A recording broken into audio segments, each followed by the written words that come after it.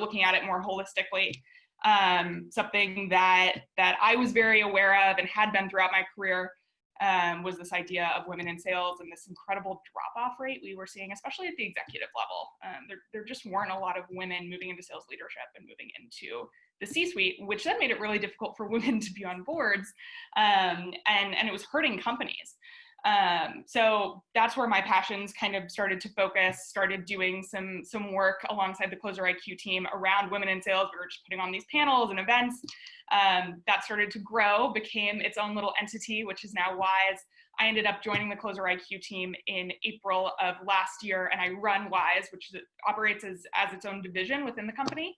And our end goal is to create this next generation of female sales leaders. So we partner with companies to act as an outsourced employee resource group for the women on their teams at any level, whether it's an SDR who's just learning about sales to the executives on their teams who are ready to step into a board seat, making sure they're connected, making sure they have the tools and resources they need to grow in their careers.